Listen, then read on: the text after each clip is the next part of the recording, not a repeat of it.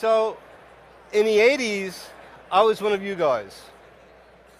My wife and I owned a school music dealer, and I'll tell you why I transitioned eventually into wealth management. But I see Mike Ross is in the back. I started out not too far after Chuck from Sweetwater. We were selling Kurzweils in New York City. And you know what I miss most about being in the music industry? You know, I know we can't have this kind of a discussion, but I'll ask it anyway. I'd say it anyway. When my wife and I would go away on vacation, and you'd sit around the table and you go around, what do you do, what do you do, what do you do? And I would say I was a music teacher. We had 1,000 students a week we were teaching. Oh, that's great, I played music, my kid played music. Everybody was friendly. Fast forward, you would go around the table, what do you do, what do you do? I say, I'm a financial planner. It's a non-starter. No one likes talking about money. And it's a shame. It's a shame because what I've discovered, I'm going to put this thing in there, what I've discovered was that having a music background was incredible to learning money. Does that, I don't know if that sounds ridiculous, but there's tremendous synergy, and I'll get into that. I just want to start, with this. How many folks here plan on using the proceeds from their business to help fund, at least in part, their retirement? Okay, good.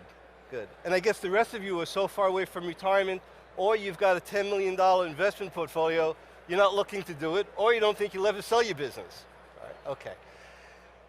Those that are looking to invest the proceeds from the sale of their business, how many of you have a clear idea of what your business is worth? A few, only a few hands went up. Okay, that's a little bit, not sure. You probably think it's worth a lot more than others, right? Maybe. And lastly, of those that are looking to use the proceeds of the business to fund their retirement, do you want to do this? How many of you want to do this while you're still alive? Okay, very good. Well, so did Stan Jay. I live on Staten Island. And I don't know, have any of you heard of Mandolin Brothers? Okay, very good. Mandolin Brothers was phenomenal. Stan Jay was the beloved owner of Mandolin Brothers for 40 years. His customers included Sir Paul McCartney, George Harrison, Bob Dylan, Joni Mitchell. In fact, Paul McCartney was quoted in this, I'm telling you, this is what I read, was quoted as saying his Hofner bass always played out of tune until he brought it to Stan Jay.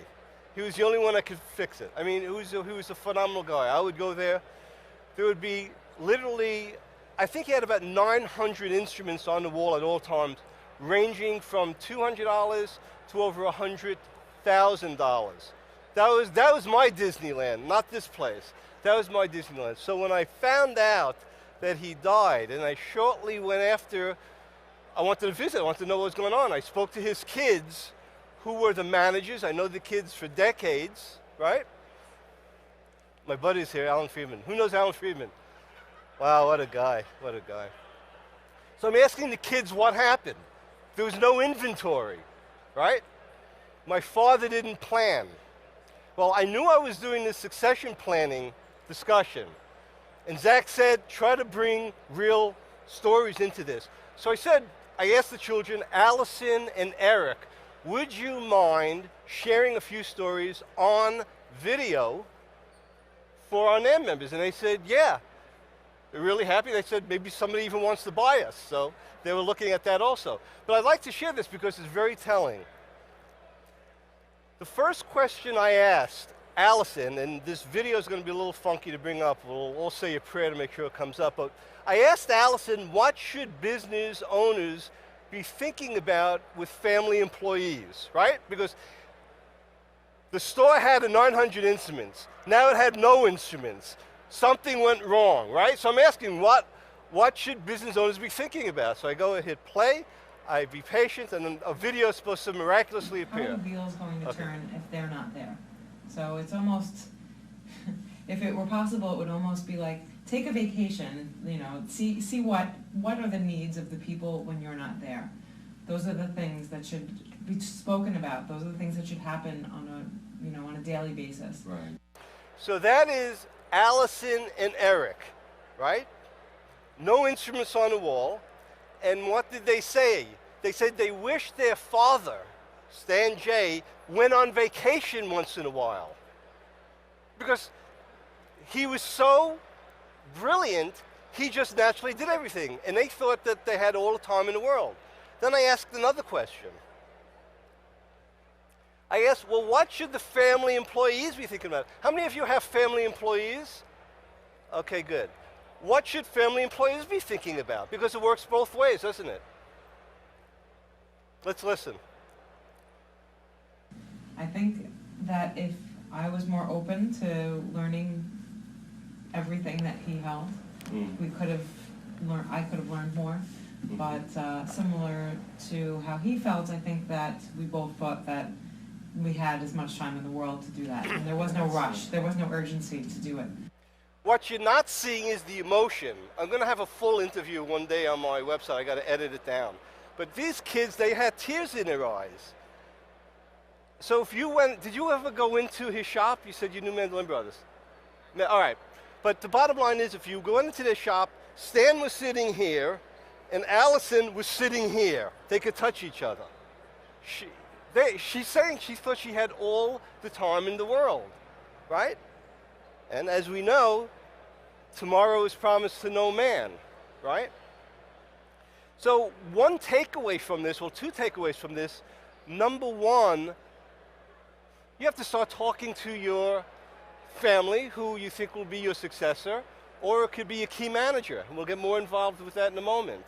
And secondly, if there are any children here that may inherit, talk to your parents. Because sometimes you might feel like, look, I don't want to pry. They may think, look, I want him to die really quick, and I don't want to get into this, you know? Wrong. She's saying, man, I wish I would have been more open, I wish I would have confronted my dad. Right? Okay. Now, this is great. I don't know if you've ever seen this cartoon before. Just die already. So for the parents that are here, if you have children, or it could be a key employee that have poor character, all the planning in the world is not going to help, right? I'd say find another person. It's not going to help. They've got to have good character. But the concept of succession planning is not difficult to understand. You know, I'm an investment manager. I'm a wealth manager. My clients have investment portfolios. They come to me, they'll put $2 million in a diversified portfolio, they'll expect $100,000 back in return. They're using the proceeds of their investments to fund their retirement, right? You've got an illiquid asset. You've got to try to create cash flow for the rest of your life from your place. That's all. Succession planning, you're either going to transfer it to an insider who could be your family member, or it could be a key employee, right? Any of you have key employees that you care about and you want, okay, excellent, right? Or it'll be an outsider. It may be a competitor, or you may be forced to liquidate. I mean, that's it. It's not that complicated. Now, I told you before that I was in the music industry. And my story is really very simple. I'm playing guitar since I'm 12. That's how I got my platform skills. My mother put me on the stage. I got to watch my time here. My mother put me on the stage for her nonprofit. She said, play guitar. I said, Mom, I only know 2 chords. C and G7, that was it. I don't care, play. So I'm like this, and I'm playing all day, all night Marianne. That's how I got my stage presence, and that's what hooked me to play guitar for the rest of my life. Musication, my wife and I were very innovative, we're very creative. We took the word music, education, we combined it into one word, we registered, trademarked it, and we came up with musication. At the height, we had 1,000 students a week. We were teaching, we were renting them instruments, we were selling. I was having a lot of fun. I got bit by the MIDI bug too hard. I was infatuated with the technology. I had two famous clients, by the way. Doris Duke, who at the time was the richest woman in the world. This is the namesake of Duke University. She was the heiress to the Reynolds tobacco industry. Doris Duke was my student. And Barry Manilow. That's a young Jaimie with a good, nice little afro going there. So I really had a great time. What did me in, because you're probably wondering, well, why is this dude up here talking about wealth management when he's old? What did me in was I didn't know how to retail. I was a music educator. I did not know how to retail, but I thought it was really cool. So Chuck and I, from Sweetwater, we were selling at some point the majority of the Kurzweil 250s. You familiar with that instrument? The thing was like a refrigerator. It would get shipped to my shop. It was the size of a refrigerator. The only problem is I didn't have Alan as my accountant. I didn't know what the hell I was doing with retailing. I opened up a shop on 48th Street. Huge mistake. What kind of chutzpah was that? On 48th Street, I knew nothing about retailing. And I was inventorying products with a shelf life of 1 day. These were technology products. I brought it in, I said, oh, I'll get rid of this so soon. Nobody wanted it. So all I was doing was bringing in product, selling it at cost. Bringing in product. So my wife said, look, we've got 2 kids. It's time to get a real job. Now, when I went into wealth management, what I discovered was that language that financial professionals use is bogus. And I'm telling you that right now. I was trained by one of the largest wealth manager firms in the world, and their language is bogus. It's full of jargon, and is designed to elicit fear and greed. And I said, I'm not going to do that. I'm a music educator. I have a master's in music. I'm not going to do that. So I came up with a language for money, and I'm going to share that with you. It's actually on the back of my card, and I have a whole box of cards. It's written here, so I want you to walk out with it. But how many of you, I'm sorry, I do talks for the AARP and other organizations, and I always say, how many of you played music when you're younger? A few hands go up. I was almost going to say that now. I would expect most hands. This is my first music audience. I'm really excited about this. So we've learned the language of music, right? But how many of you learned the language of money when you were in elementary school? No matter how many times I give this talk, it's the same response no matter where I am. No hand goes up. I didn't learn it. My kids didn't learn it. So I've created a simple language for you that's going to be instrumental in helping you talk to your professionals, get your hands around the succession planning, demystify it. It's not scary. You need to do that. Music happens when we organize and understand sound, correct? Let me have a head nod, because this is not radio, right? Okay. Sound financial decisions happens the same way. Those little icons up there, those are my building blocks of music. I'm not seeing cash return, tax, risk, time giving. I'm seeing melody, rhythm, tone, color, texture, form, dynamics. Now, I might not tell that to a non-music audience, but I could tell it to you. Because when I was at UBS and I had my first client, he was a doctor. He came in with a shopping bag of investment statements, insurance contracts, tax returns, estate planning documents. He dumps it on the table. He says, what should I do? I was a rookie. I didn't know anything. I said, holy shit.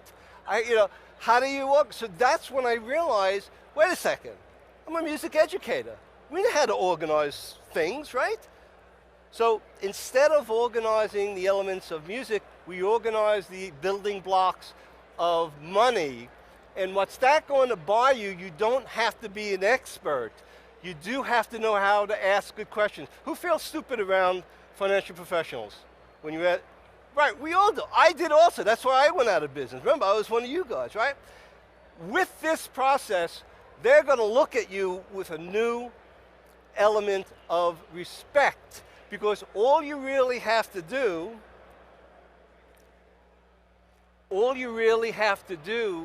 is ask questions based upon your values. The problem that my industry makes, and I train other financial advisors, by the way, they start off with the technical components. with the investments, with the charts, with the ratios, all of this stuff, but you haven't figured out what's important to you yet. So I say, I'm telling you, start off what matters to you most. Succession planning is about knowing what matters to you, and I've been speaking to several people, since I'm here. Everyone has a different opinion. Be clear on what matters to you. I have a lot of resources and content on my website. This values map is yours to download for free. But what I'm suggesting is figure out what you care about and write it down. For example, is it important to you to transfer the business to family or to sell employees? What happens if you have more than one kid, right? And one child is working the business and one child is not. How do you deal with that? Does each child get equal equity when one's a working employee and one's not? What's your vision for your family and legacy? The last one I think is key, and I wrote a nice post on this on my blog. Retire, are you done yet? The number one reason why people stall this succession planning is their entire identity is wrapped up with their business. They don't know what to do. So they'll say, I will work until I drop dead. And you know what I say? Tell me when you're going to die. And there may be a greater chance that you're going to become disabled before you die. Right? I mean, my father lived to 94. The last 2 years of his life, he had dementia. He would have, if he waited all that time, if he was the owner of a business, he wouldn't have been able to sign his name to give me shares of the company, right? So you don't wait. Okay, organize your financial resources. I was asking Eric, when did he discover that there were cash flow problems in the company? So listen what he has to say. Were you aware of that while he was alive, that there was a cash flow problem? Yeah, the possibility we were aware of going into it. He never brought you into that detail? Well, we discussed it at times, but I guess the level that we were brought into wasn't, I guess, at the highest amounts, and the decision as far as what to do long term was like sort of it lacked an answer, even when he was alive. So if there are problems and if there are great things, another tip, please communicate it. I've had clients come into my office with substantial portfolios that their adult children knew nothing about. I think that's an injustice. I think that's nuts. Nuts, nuts, nuts. The parents are saying, oh, I don't want to tell the kids what I have. They're going to wish me dead. Come on. My son is my power of attorney. My son's going to choose my nursing home. Am I going to hold anything back from him? I don't think so, right? This is very interesting. I asked Eric about this resource thing. Oh, this is on the next video. I want to show you this resource. So, just listen to this video. I wish my dad developed the people resources for us. This one shocked me, and I don't shock easy. A resource, like a person that that person can call. It's not the owner of the place, that they can ask for advice or just general, like, how do I do this? Where do I find this? If you already have those other people, you can call on and ask. So the second thing you've got to organize are your people resources. This is an interdisciplinary concert. You've got a financial planner, you've got to talk to a valuations expert, an accountant, an attorney, maybe a sell-side advisor, right? So you've got to be conversant. And every conversation you have with them is going to be based on the same thing, starting what's important to you. Starting what's important to you. When I said to you that you don't have to become an expert, you don't have to become an expert. You need to ask the right question. So it always starts what's important to you, your values, and I'm giving you a second question. I only gave you one question so far, right? So you should be walking out, what's important to me, and you're going to tell your financial professional, this is what's important to me, right? I'm giving you a second one. Let's say he throws up in the air, or she throws up in the air, oh yeah, you got to do a management succession plan. You're going to ask, what are the consequences to my, now you might say cash, you might say tax, You might say my timetable. You're going to ask the question he has to or she has to respond. When you're talking, you're in control. When you're not talking and you're not asking questions, you lose control over the whole dialogue. Do you follow what I'm saying? So management succession plan is a fancy way to say, look, I don't want to work forever. I need a key employee or my child to do this thing. Do it today. Succession planning 10 years in advance is not even long enough, right?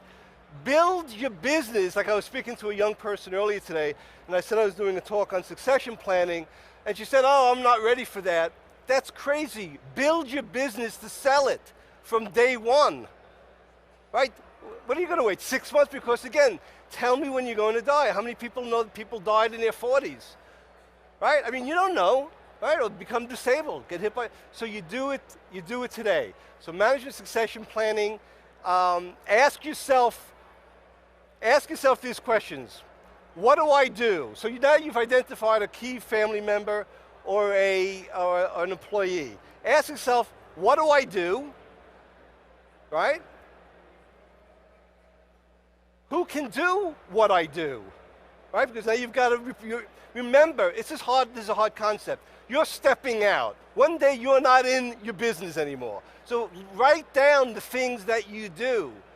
Write down, what do I do? Who can do what I do? If you've got multiple kids in the business, really take a hard look. Who can get this job done? And this is the hardest part, and this is why the paperwork never gets done, right? Delays because this is a hard one. The third thing is, how am I going to prepare this person, right? So you wrote down what you could do. You wrote it down. Now you have a good idea of who could do what I do, right? Well, how are you going to prepare the person?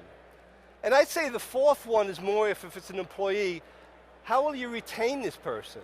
Because now you're putting all of this energy into this key employee. You got to keep them around. You got to keep them around. Valuation. Let's talk about valuation. I asked earlier what your company's worth, and they said, I'm not sure. Okay. The concept of valuation is complex. It's more than just what's on your income statement and balance sheet. There are intangibles. What's the quality of the management? How much technology are you using? Do you have a diversified cash flow? Do you have any intellectual properties? I'm really big on creating processes because it becomes tax efficient to license that to the business when you retire, and that would be another discussion.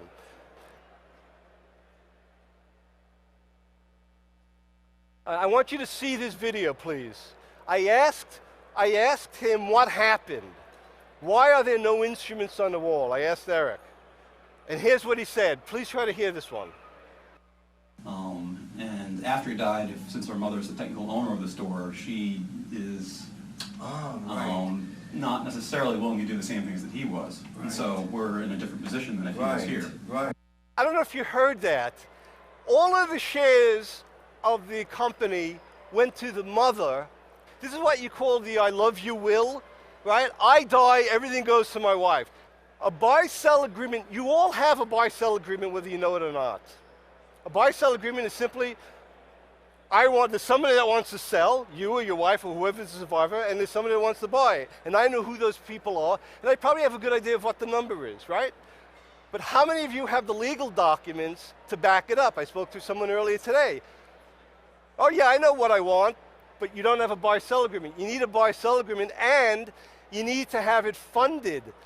If they had a buy-sell agreement, and if there was a life insurance policy, which there was not, the mother would have had liquidity from the benefit of the life insurance policy. The kids would have had control. I just want to talk about management buyout. We have a few people here that may want to sell to a manager. Okay. The big issue whenever I talk about this subject is how are they going to afford it? They've got no money, right?